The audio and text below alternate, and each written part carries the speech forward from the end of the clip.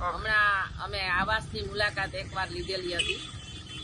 લગભગ 2015માં આ આવાસનું બાંધકામ થયેલું હતું. માત્ર 10 વર્ષની અંદર આ આવાસ અત્યારે ખંડેર જેવા બની ગયા છે અને એના માટે અત્યારે મહાનગરપાલિકાએ 13 કરોડ રૂપિયાનો ખર્ચો લઈને રિનોવેશનમાં ઉપર પ્રૂફિંગ અને દાદરાની રેલિંગ અને એ બધાની તૈયારી એ લોકોએ માટે થઈને 13 કરોડ ફાળવ્યા. મને પ્રશ્ન એ થાય છે કે માત્ર 10 વર્ષની અંદર આ આવાસ છે સાવ ખંડેર થઈ ગયા તો એ કેવા બન્યા હશે? 90 કરોડના ખર્ચે જ્યારે આ આવાસ લગભગ 2,500 જેટલા આવાસ બન્યા ત્યારે આ આવાસ અત્યારે 10 વર્ષની અંદર જ ખંડેર થઈ ગયા.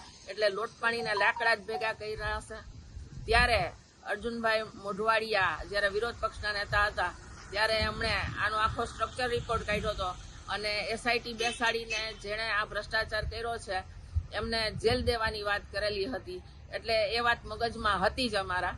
અને અત્યારે જોયું ત્યાં લાઇટના પ્રશ્ન છે, તમે ગંદકી જોઈ આવો ખૂબ છે. તો માત્ર 10 વર્ષની અંદર પાછો 13 કરોડનો ખર્ચો, એ પણ વોટરપ્રૂફિંગ માટે.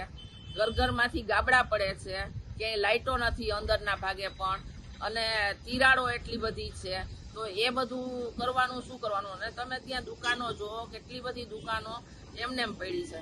હવે વપરાશ તો આ ઘરનો થયો જ નથી, કારણ કે 2015માં બન્યા પછી 4 વર્ષ સુધી તો કોઈના સોયપા નહોતા.